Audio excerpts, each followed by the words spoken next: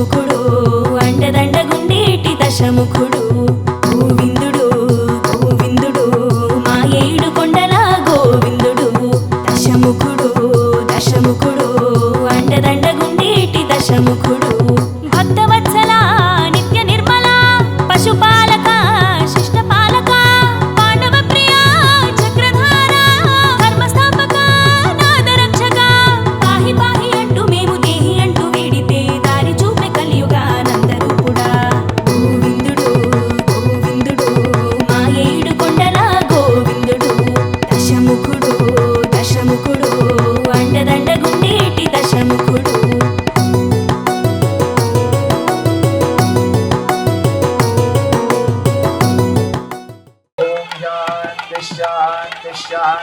सहना भवतु सह वीर्यं करवावहै विनावधीतमस्तु मा विद्विषावहै ॐ शान्ति शान्ति शान्तिः नारायणो कामयत प्रजाश्रयेति नारायणात् प्राणो जायते सर्वेन्द्रियाणि पापं नाशयति आद्यन्तिरमादित्याभिमुखो धीयानः पञ्चमानतो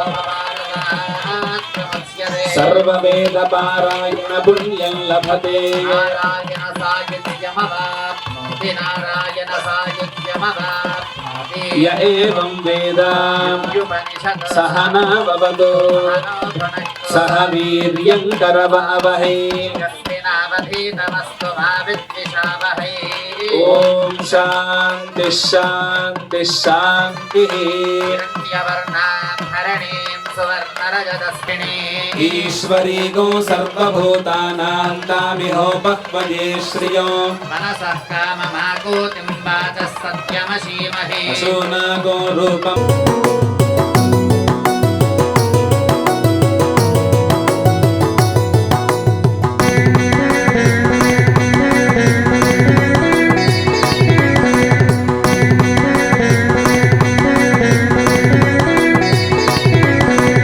అభయహస్తధారుడే గోవిందుడు సాలిగ్రామధారుడే గోవిందుడు శంఖచక్రధారుడే గోవిందుడు సహస్రనాముడే గోవిందుడు లక్ష్మీ వల్లభ కస్తూరి తిలక ఆనరాసి वीरावर्तनाभिस्तन भरणमिता शुभ्रवस्तोत्तनीया दिव्यैर्गजेन्द्रियैर्मणिगणखचितैः स्नापिता हेमकुम्भैः यङ्कुराम् श्रीमन्मन्दकटाक्षलब्धविभव ब्रह्मेन्द्रगङ्गाधरा त्वां त्रैलोक्यकुटुम्बिनीं सरसिजां वन्दे मुकुन्दप्रियां प्रसन्ना मम सर्वदा पराङ्कुशोपाशमभीतिर्होता वरुणो जातवेदाः यं विषयीलते मानुषीर्याः पाहि मन्यो तपसा सजोषाः मन्यो तपसस्तवीयान् तपसा जुजा विजहि शत्रु उग्रन्ते पाजो नन्वारुरुद्रे वशीवशन् नयस एकजत्वम् एको आग्नेतरवं विप्रयुस्वास्मभ्यञ्च सौभगमायुजुस्वाभिर्जुष्टमयजो निषिक्त బంధన పాహి పాహి అంటూ మేము దేహి అంటూ వేడితే పర్యాయకయ్యేను గోవిందుడు గోవిందుడు గోవిందుడు మా ఏడు కొండల గోవిందుడు దశముఖుడు దశముఖుడు అండదండగుండేటి దశముఖుడు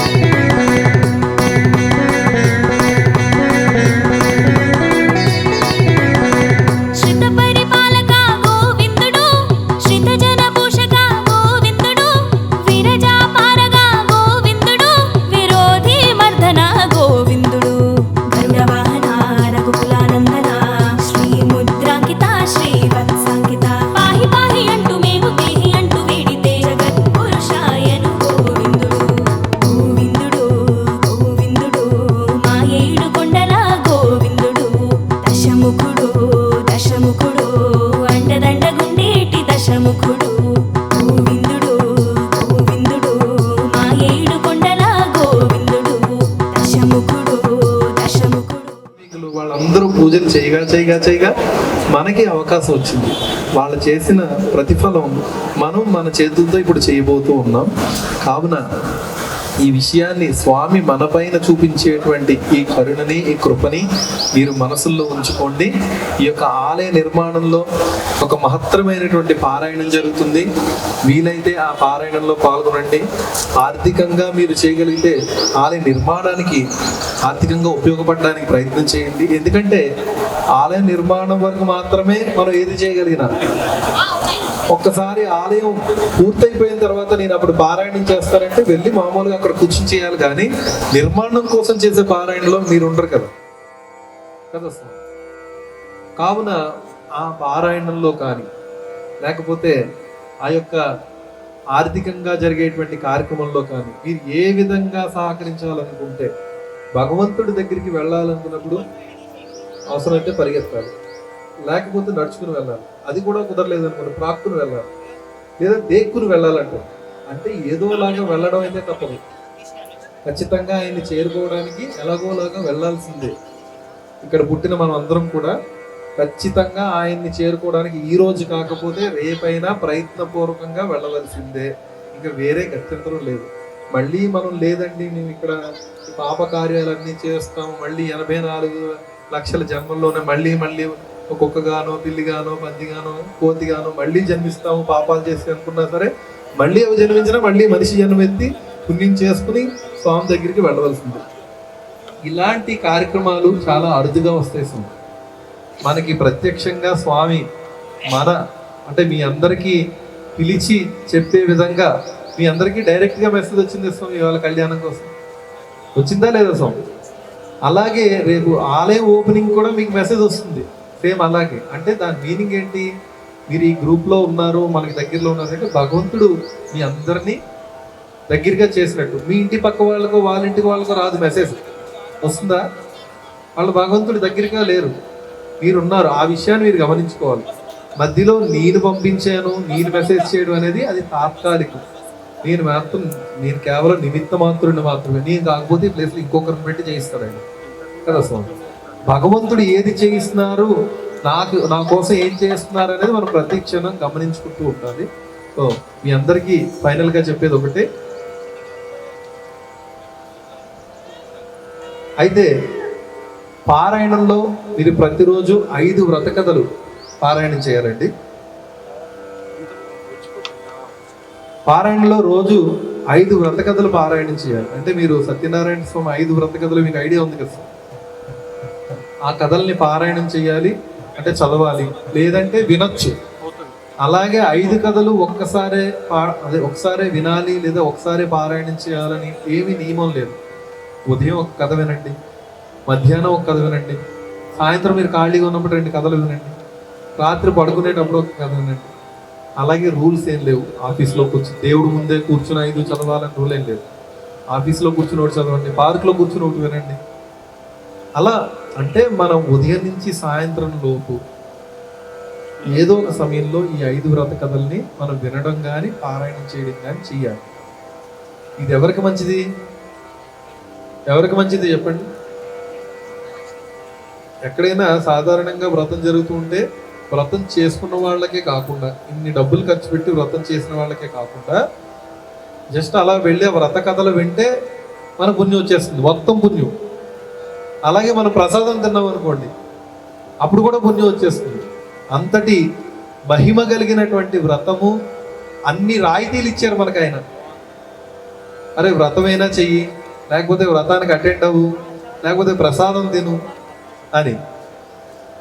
కావున మనం కూడా ఈ పారాయణం విషయంలో ఈ 5 వ్రత కథలు రోజు స్మరణ చేయడం వల్ల ఖచ్చితంగా మనకు పుణ్యం వస్తుంది.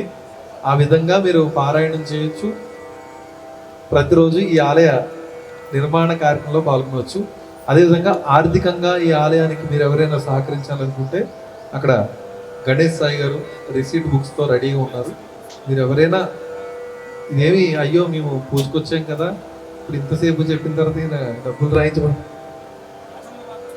అని అనుకోవద్దు.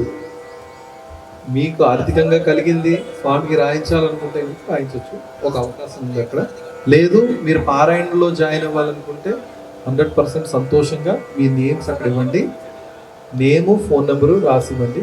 ఎవరైనా పారాయణంలో లేని వాళ్ళు ఉంటే వాళ్ళు పారాయణం చేసే అవకాశం ఉంటుంది. పైగా మరి ముఖ్యంగా ఎవరైతే పారాయణంలో ఉంటారో వారికి మాత్రమే నైమిసారణ్యంలో గుడి ఓపెన్ అయ్యేటప్పుడు, అంటే ప్రారంభోత్సవ సమయంలో సేవ చేసేటువంటి వాలంటీర్గా వారు మాత్రమే సెలెక్ట్ అవుతారండి.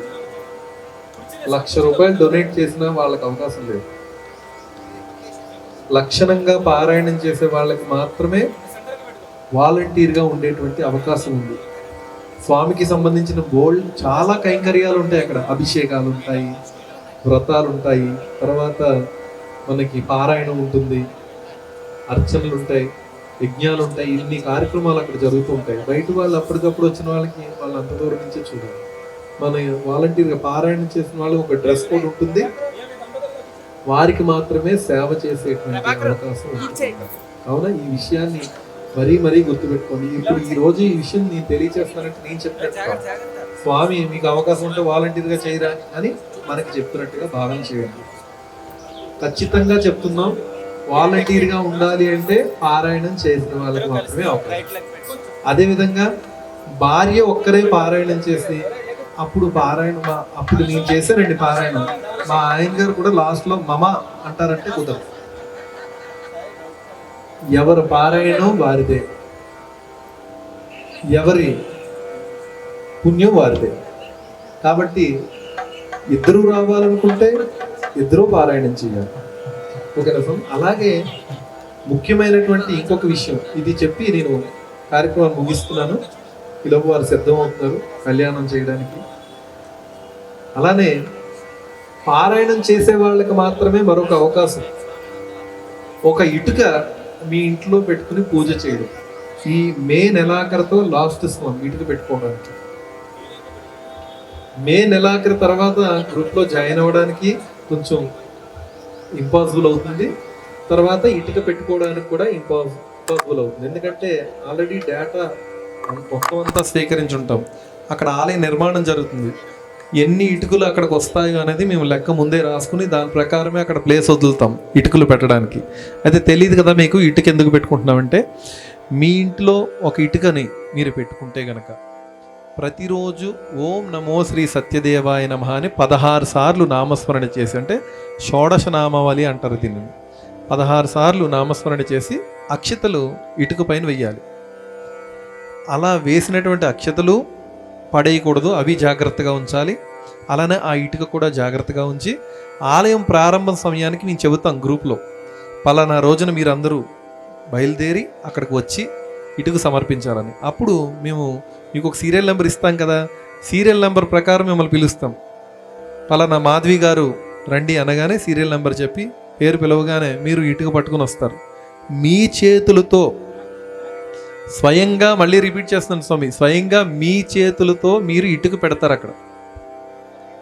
అప్పుడే మేస్త్రి గారు సిమెంట్ వేసి దాన్ని నిర్మాణం చేస్తారు, ఆ ఒక్క గోడ. కాబట్టి ఈ అవకాశం ఎంతమందికి వస్తుంది చెప్పండి స్వామి? ఎన్ని జన్మలు మనం పరితపిస్తే వస్తుంది ఈ అవకాశం. కాబట్టి అప్పుడు చూద్దాంలే, 41 రోజుల ముందు పెట్టుకోవడానికి ఏమైనా ఇస్తారేమో అప్పుడు చూద్దాం. లేకపోతే ఇంకొక డౌట్ ఉంటుంది, అప్పటికి నేను ఎలా ఉంటాను కదా స్వామి, అప్పటికి మాకు కుదురుతుందో లేదో. మా అబ్బాయి యుఎస్లో ఉంటాడండి, అప్పుడు మా అబ్బాయి రావచ్చు, పెళ్ళి అనుకుంటున్నాం, అప్పటికే కుదిరితే ఏం చేస్తాం? మా ఇంట్లో మా అత్తయ్య గారికి ఒంట్లో బాగోదు, అప్పటికే కరెక్ట్గా ఆవిడకి ఏమైనా అయితే మేము ఏం చేయాలంటే, మనం ఫ్యాన్ కింద కూర్చున్నాం. యాక్చువల్లీ ఫ్యాన్ ఒక బోల్ట్ మీద ఆధారపడింది స్వామి. ఫ్యాన్ ఊడిపోతుందేమో అనుకుంటే దాని కింద కూర్చోలేమా? అవునా కాదా స్వామి? ఫ్యాన్ కింద మనం కూర్చోగలుగుతామా? ఫ్యాన్ నిజంగా మన చేతిలో లేదు. ఫ్యాన్ అనేది అంత ప్రతిదీ దేవుడి చేతిలో ఉంటుంది. కానీ రావాలి అనే సంకల్పం మనం చెప్పుకోవడం మన చేతుల్లోనే ఉంది కదా. స్వామి నేను రావాలి, నాకు వచ్చేటువంటి ఆశీర్వచనం నాకు ఇవ్వండి అని అడిగే మనసు మన చేతుల్లో ఉండాలి, అది సమయం మన చేతుల్లో ఉండాలి. ఇవన్నీ అడిగితే అప్పుడు ఓకే వీడు నా దగ్గరికి రావడానికి ఆరాటపడుతూ ఉన్నాడు అని ఆయన మనం వంక చూస్తాడు. ముందే మనము వివిధ సమస్యలన్నీ ఎందుకులే అప్పటికి ఎలా ఉంటుందో అని అనుకో, వీడికి అసలు నా మీద నమ్మకమే లేదు, నువ్వు పక్కపో, నీ అప్లికేషన్ తర్వాత చూద్దాం. ముందు ఎవరైతే ఆరాటపడుతూ ఉన్నారో వాళ్ళ అప్లికేషన్స్ చూస్తారు స్వామి. ఆయన అన్నాను అనుకున్నాడేమో, ఆయన కాదు, మామూలుగా బ్లూ షర్ట్ ఆయన వెళ్ళారు కదా. అయితే ఆ విధంగా ఇటుక పెట్టుకునేటువంటి ఒక అవకాశాన్ని కూడా మనం కలిగిస్తూ ఉన్నాం. ఒకవేళ మీలో ఎవరైనా పారాయణంలో జాయిన్ అయ్యి ఇటుక పెట్టుకోవాలనుకుంటే ఒక మంచి ఇటుక, మట్టి ఇటుక రెడ్ కలర్లో ఉంటుంది కదా, ఒక ఇటుక కొనుక్కుని దాన్ని నీళ్ళల్లో శుభ్రంగా కడిగి ఒక 10 నిమిషాలు ఎండలో ఆరబెట్టి పసుపు కుంకుమతో బొట్టులు పెట్టి ఒక ఎల్లో కలర్ బ్లౌజ్ పీస్ ఇటుక బయటికి కనిపించకుండా ఉండేటట్టుగా మొత్తం దాన్ని కవర్ చేయాల్సి ఉంది. కవర్ చేసి అది ఒక మంచి ముహూర్తాన ఏకాదశి, ద్వాదశి, విధియాతది మంచి రోజున మీరు మీ ఇంట్లో పూజా మందిరంలో పెట్టుకోండి. ప్రతిరోజు ఇందాక నేను చెప్పిన విధంగా ఓం నమో శ్రీ సత్యదేవాయ నమః అని 16 సార్లు స్మరణ చేసి అక్కడ వేయాలి. ఎప్పుడైనా మీరు 2 రోజులు బయటికి వెళ్ళాల్సి వచ్చింది, అప్పుడు ఏం చేయాలండి? కొన్ని నక్షత్రాలు మీతో పాటు తీసుకువెళ్ళండి. అక్కడ కూర్చోండి ఒక చోట, ఎక్కడైనా మీరు ఎక్కడ ఎంత బిజీలో ఉన్నా 16 సార్లు ఓం నమో శ్రీ సత్యదేవాయ నమః అని అక్షతలు పట్టుకుని చదవండి. ఇంకొక కవర్లో వేయండి అది. మళ్ళీ 2వ రోజు కూడా అలా చేయండి. వచ్చినప్పుడు మళ్ళీ అవి తీసుకొచ్చి స్వామి దగ్గర వేయండి. అంటే మీరు స్వామిని మర్చిపోవటం లేదు, కైంకర్యాన్ని మర్చిపోవటం లేదు, ఖచ్చితంగా స్వామికి చేరుతుంది ఇదంతా. ఈ అక్షతలు కూడా మీరు ఎక్కడ వేస్ట్ చేయడానికి లేదు. మీరు వచ్చేటప్పుడు నైమిసారణ్యం వచ్చేటప్పుడు ఈ అక్షతలు కూడా తీసుకురావాలి. వీటితో కూడా పని ఉంది. మీరు వేసే ప్రతి అక్షంత గింజను కూడా వేస్ట్ కాకుండా సద్వినియోగం చేస్తాం అక్కడ. అది మీరే చూస్తారు దానిని ఏం చేస్తాము అనేటువంటిది.